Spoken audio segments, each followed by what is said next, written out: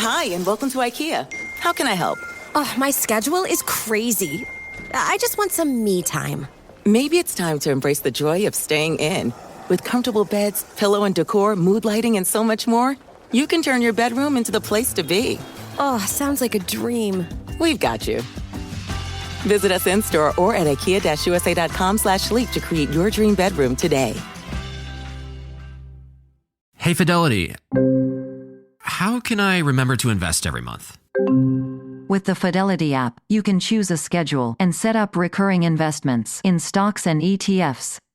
Oh, that sounds easier than I thought. You got this. Yeah, I do. Now, where did I put my keys? You will find them where you left them. Investing involves risk, including risk of loss. Fidelity Brokerage Services, LLC, member NYSE, SIPC.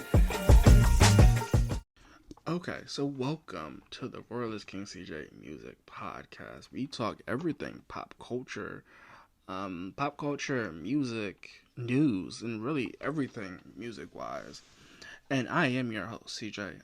So let's let me start with a little transparency here.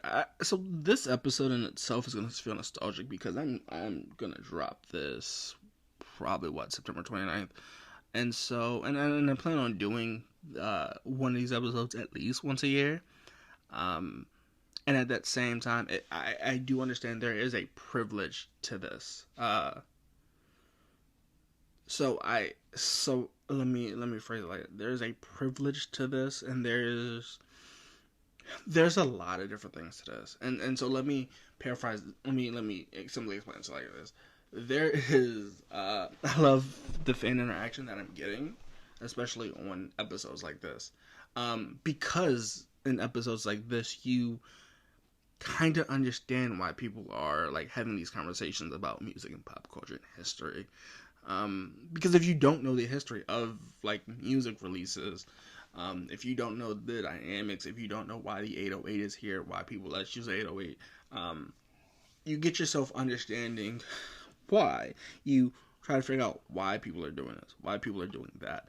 And you don't necessarily get like the full scheme of things to have a kind of honest conversation about necessarily about the things that matter.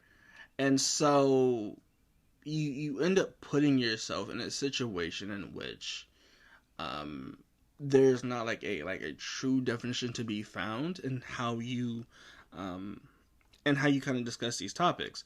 So you never know how to discuss these topics, and so you'll kind of see now that while I'm getting into my voice of this, like creating episodes like this, there are things I want to talk about. So let me start by saying welcome to the World is King CJ Music Podcast. If you're new, we're everywhere you listen to podcasts: Amazon Prime, Apple Music, Spotify, iHeartRadio, podcast such. We're everywhere you listen to podcasts. We are available, even on Amazon. So I had a fan ask me this asked me this because they're like, and in one of your previous episodes, you said that a lot of your friends or people you associate with see you as a higher power in certain like music related topics. And so they asked me this question. The question was, I'm curious, do you have any exciting topics of music you want to talk about that you would discuss outside like the regular conversations about music into the larger context? And so the short answer is yes. But there's quite background needed for this. This small part, it's a small part of this background, and this episode isn't going to go the way that I needed to go. So you're going to kind of hear me talk and ramble. I have a script. I normally do these episodes with scripted, but the way I'm going to let this flow is going to sound a little bit unique in itself. But yes, this is the, I don't know. I like this aspect of it because you kind of hear me talk and you kind of hear me ramble. But as I said, there's some background information needed. I've always seen music as a cultural appreciate. Different cultures have music, and they use music for different aspects. And in a later episode, I will be talking about it with a special guest that I can't say. But we're going to be talking about music in the aspect that it has on people's moods, emotions, attitudes, and perceptions, right? And we're going to talk about that in a larger context of itself, because I think music in itself has a weird history, right? Because I think people say, hey, what does music come from, and where's it based? New Orleans, California, where the bases in hip hop, and hip hop has that base of, oh, if you want hip hop, you go to New York, you go to Florida, you go to Miami-Dade County. But if you ask people, it's in Florida, but if you ask people from Miami-Dade County, they'll say it's separate from Florida. That's the vibes. New Orleans, right? In California, right? Like the big 4 hit makers in like music history. So this is the conversation that I kind of do want to have. And so they asked me, like, what are the topics that you want to discuss that are outside of like the normal scheme of like the music releases that are always constant, right? And I have to say this, that these are research topics that I kind of want to look at, but at that same time, it's very hard to do research on music related topics, because they take long times to get approval, and sometimes it's like a social psychology. It's like social psychology, like, oh, that's clearly the answer, but we didn't have research to back it up. So with that being said, you kind of hear me talk, and so as you can probably tell, I love sociology, I love psychology, and I love music. So in that term, you kind of hear psychology, like how the brain works and cognitive functions. You hear in that sociology, like how it affects the individual in psychology. Sociology, how it affects society. And just music, I love the saxophone, the clarinet. I'm getting into the flute, right? So there are things that I love about like these B-flat instruments, because they bring out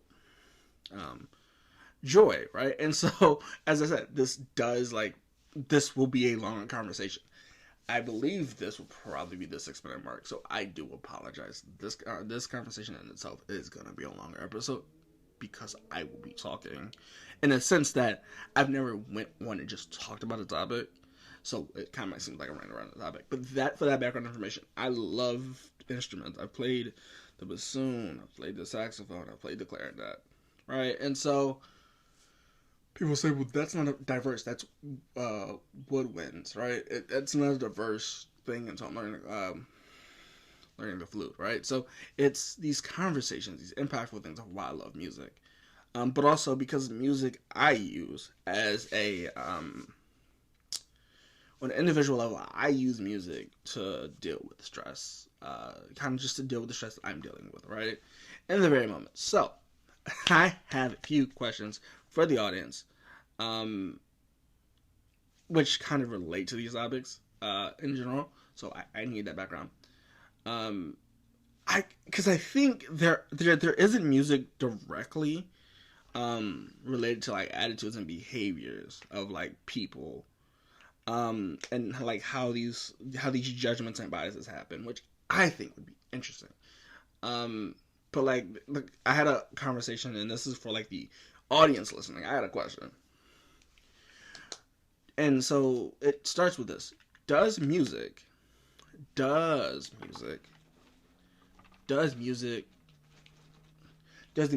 listen to, right? Does the music you listen to help you relieve stress from your personal lives?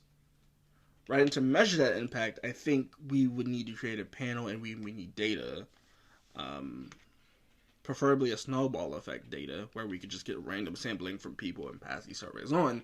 And I think we'll see like repetitive information for certain things. Like some friend groups might like, hey, we like metal music more, so this is gonna play. We like country music, so this is the group that I'm in, right? So, but then we look at these little subgroups, which I think would be great on like a survey on like a Likert scale. I think that'd be great. As I said, I'm a nerd. And I take that with like full things. I think we sent out surveys and got information. Cortisol levels, I think, would be interesting to like see how people cortisol levels are, and see if the type of music the kind of music they listen to affects the cortisol levels. And see if it rises or falls. You know, the limitations would be that we can't let them use tobacco. We can't let them use alcohol. We can't let them use substances that they use for like relief as a baseline. But yeah, that would be my quick synopsis of what I would do if I was going to create an experiment. Because I think the assumption is people listen to their type of music because they love it or they base off their personal experiences. And I think that's interesting. I think that's interesting to me. I don't know if that's interesting to the mass of audience, people that listen to me. Because I know my audience is like mixed from like college age students to people that have like full functioning careers, right? And so it's interesting to me to have this conversation because fans, you know, this was an interesting topic to me, and so I just said why. So I figured I would shoot some questions at the audience, but also I would kind of fill in why I think these are important. But then I'm gonna wrap it all together in a conclusion of like why I think this episode was needed. This should be great. As I said, this episode is gonna be a little bit different. Because you're gonna hear this episode's gonna be more about me, and I think I'm gonna do more episodes like this where I just kind of have a conversation. So today, for the audience member, I propose you a question: do you think music influences our lives? As you heard in my very top of the introduction to this episode, I truly do. I think music in itself, and this as you see, this shows bias, but I do think music does influence our lives, right? Because the conversation would be the type of the music we listen to affects our attitudes, and our attitudes affect the way that we see the world in that day. For example, if you're listening to a song on the radio, and I know a lot of people don't listen to the radio a lot anymore, but if you're listening to the radio and you hear a song that you do not like, I believe your attitude, if you're having a bad day and something provokes you, it will make that day feel like it's the worst day of your life. And so, like, without having data, you know, this would be an interesting conversation. At that same time, though, I think, you know, music in itself probably doesn't have a direct correlation to how our lives are affected. Because I think a lot of people may be from suburbia and or a high economical status and go, no, I listen to rap because I enjoy it, right? Or people in low SES may go and say, hey, no, I listen to Beethoven, Mozart's Seventh Symphony, which, I mean, it's a hard piece to play. His sheet music is hard to play for me. I will say that. But like it's you know, classical music. As I said, I don't know if that is my conversation. But my next topic is this: if you think it doesn't, right? If you think it doesn't affect our lives, I have a question. I have a follow-up question for you.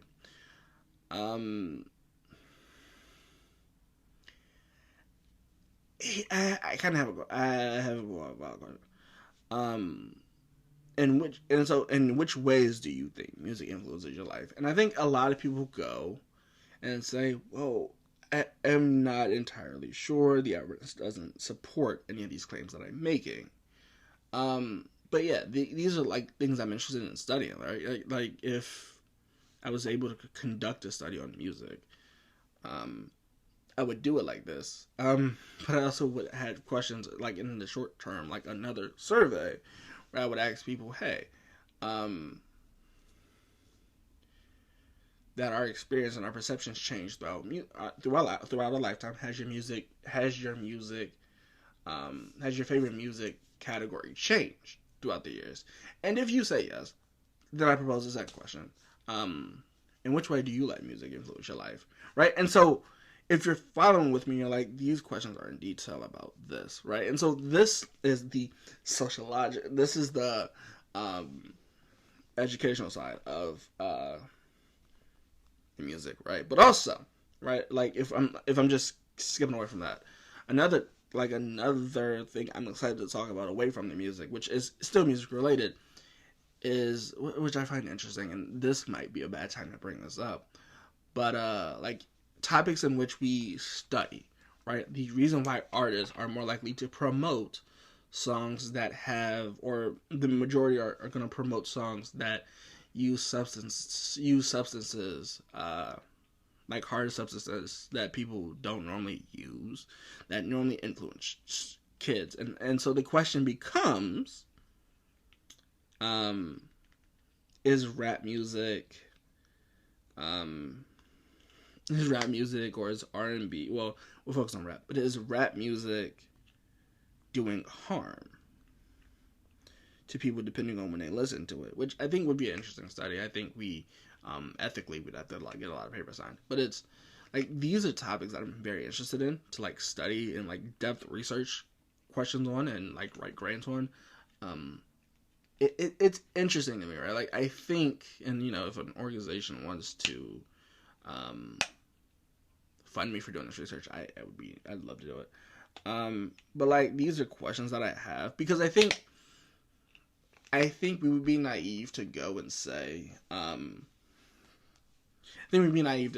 that the amount of rappers we've lost to substance abuse in the past 4 years is greater than artists we've lost in previous years to drug use. A prime example that I'm thinking of, even though Rich Homie Quan is like the latest, would be Juice WRLD. And so I say this because what I'm noticing is a lot of artists are trying either the substance they're promoting and they're dying from it, from an overdose, which, as we know, if you, in order to start that threshold, to get like that release of like endorphins and stuff, you have to reach a certain threshold. But you know, your tolerance dies if you don't use substances a lot. Substances die. You know, your tolerance to that substance does die if you don't use it constantly, and if you keep constantly using it. You know that, you know, it's a conversation. It's weird because I'm not trying to get political, but it's like this conversation in which I wonder, right? Like, if we were to do a correlational study from artists that promote substance abuses, that die from these substance abuses, how many people use them, and how many of the youth use these substances and then die from them. Like, I would be curious, right? Because I think we're seeing now, I think Lil Wayne's a prime example. He does an organization where he tries to like give people more informed about drugs. And you know, the conversation was that Lil Wayne has been on drugs, been on lean for years, while he had a music career, which it's not the best, but it's this thing of where we promote, in some cases, like drugs, and so you get people that, for lack of better words, use these drugs, and you then get these two kids that are trying them, or people in their adolescence where they try them because it is times of less turnover, or people using them before they go to college, and they use them and they get hooked. They get hooked, and then they want more, and they want more. They want more. We've seen this with cocaine in previous years, where people would use cocaine on the weekends and then like be in the hospitals the following Monday because certain drugs are addictive. We've seen that with cocaine. We've seen that with crack. We've seen that with a lot of different things. And so it would just be interesting to me to run this study. I think even just questions I want answered. If an artist wants to come on and we can talk about substance abuse, I would love it. We're all invited to have this conversation, because I think substance abuse, in hip hop, but also in other genres, are the reason we're losing a lot of people. because substance abuse is being more recognized now. I say more recognized now because, you know, at a certain point you couldn't get it on your insurance because they didn't see it as a real disorder. They saw it as a like a moral failure, which we can see how the time shifted. But it's interesting, right? I think, you know, artists have made it aware now that they've done substances and they didn't feel great. Methane does to your teeth and your face. We've seen it where people lose like bone density, which I wouldn't recommend looking it up, but it's interesting to me that we're as hip hop is pushing like drug culture, which I'm not saying that people don't do drugs at raves. Let me phrase that way. But it's interesting to like think about like Jesus, where you know, the Beatles did that LSD album, so it's not like only hip hop. But like over the years, I think we've lost a lot of artists to like drug use. While the percentage of artists we lost to drug use and promotion in songs might not correlate to like people we've lost in adolescence or emerging adulthood, I think, you know, we give you a small correlation. Because a lot of people are they're most influential during adolescence and emerging adulthood, which would be college, undergrad, postdoc. You know, I don't know. It's an interesting conversation to have. And so you'll hear me talk about it, but it's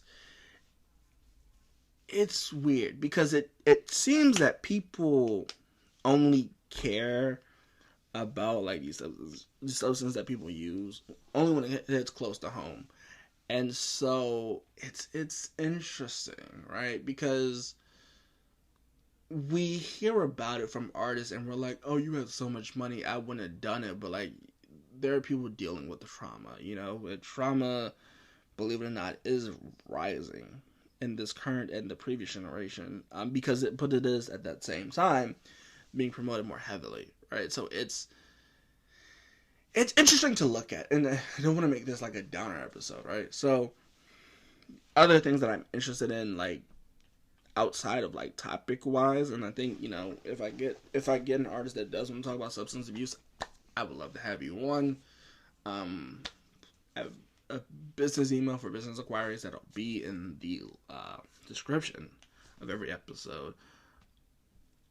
It's weird. It's really weird.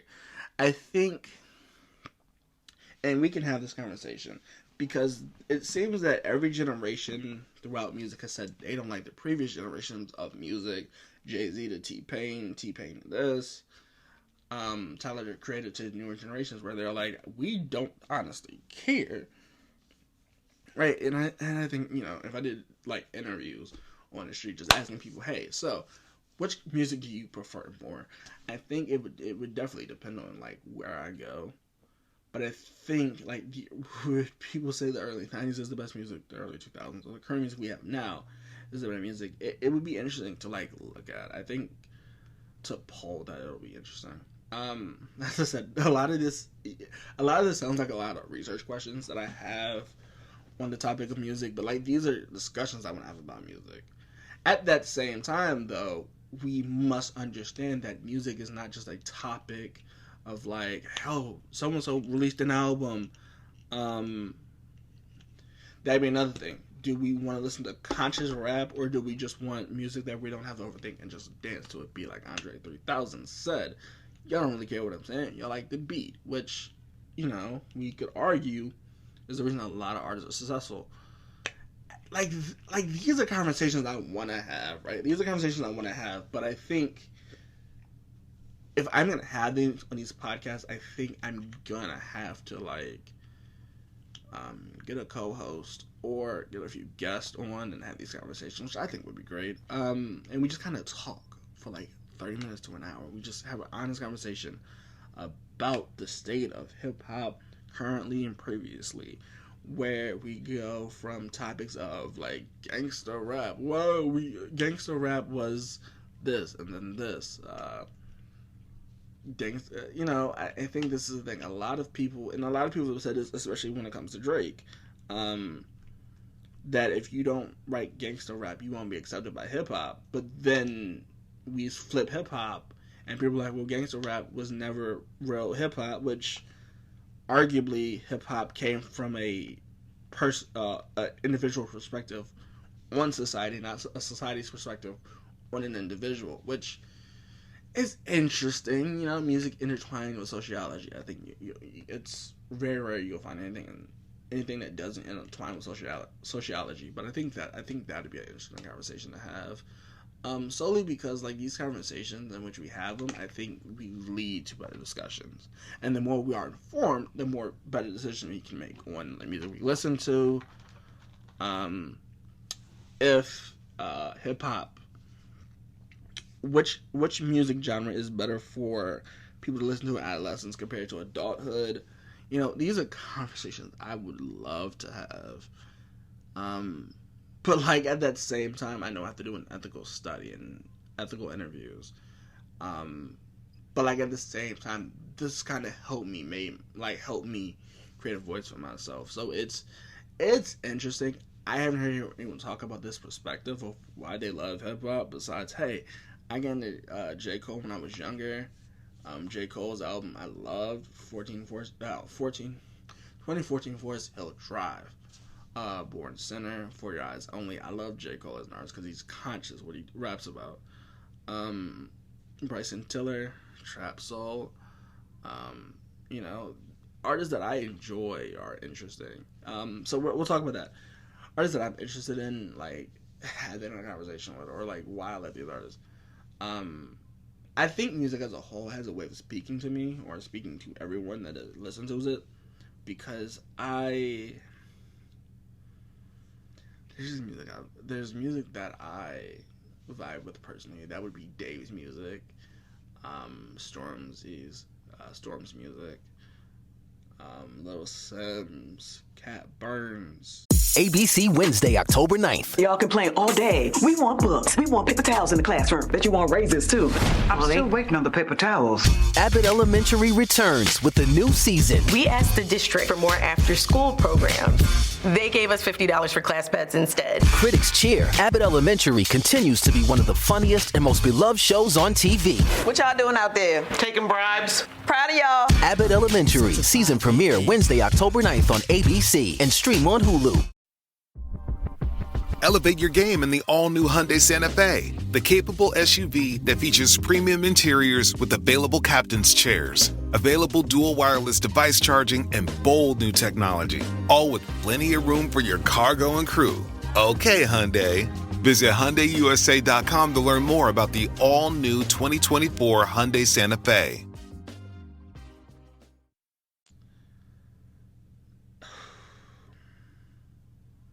I want to go DJ Hood, but Lil Wayne, Drake, who else? Drake, Lil Wayne, Party Next Door, Bryson Tiller. It's interesting to me, right? It's very interesting to me to talk about. But at the same time, though, you know, as I say, I try to be unbiased in my decisions. But I also know it's very hard to be unbiased in decisions in which you kind of want to do things with. So it's interesting to look at, but it's very hard to do in concept. I don't know. It's weird to like do. It's weird to look at. So with that being said, though, I do have.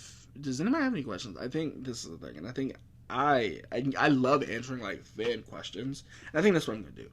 I'm gonna do a couple episodes where there are just me answering fan questions. If that's either like you want to send them voice memos, if that's you wanting to just have random discussions where we just talk for like, I assume this is about 30 minutes long, where we just have honest conversations of why I love hip hop. If it's like the jazzy blues of the saxophone, the horn that comes from that B flat on a like a clarinet, just one of a kind. You know, where we just have these conversations, because I would enjoy these conversations. You know, like in a full aspect of it, I would enjoy it.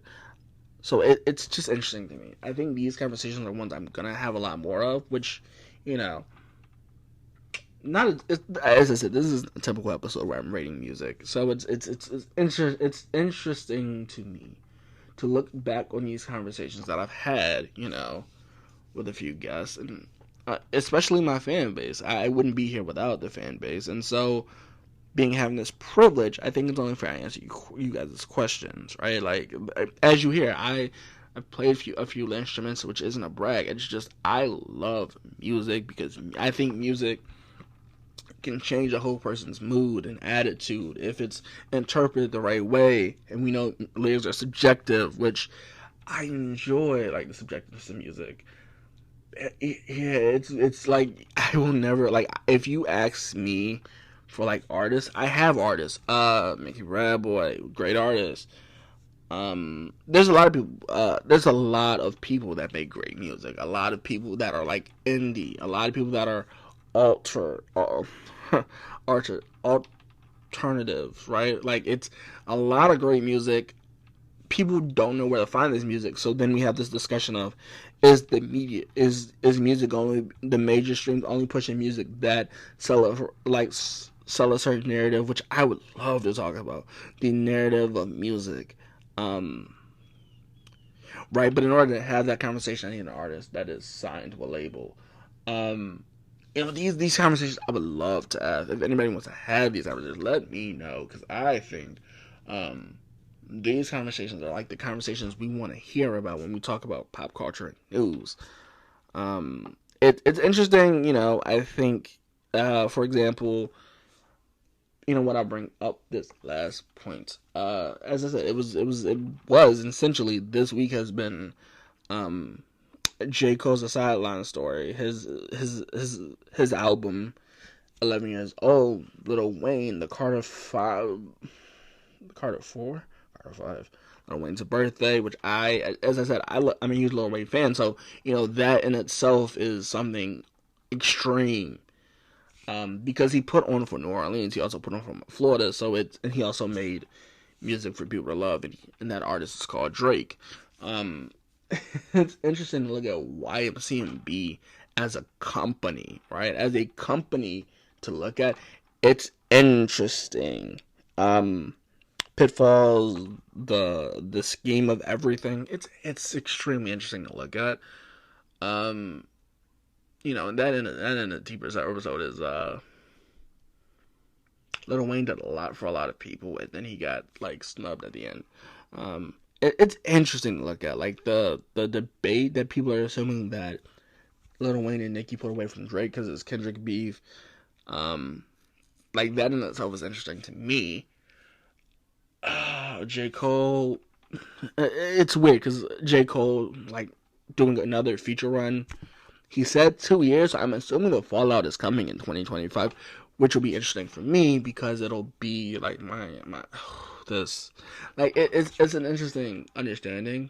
But it's also like funny to see how everything in the world kind of like revolves around people's experiences, and people's experiences are sway the music they listen to, which is interesting.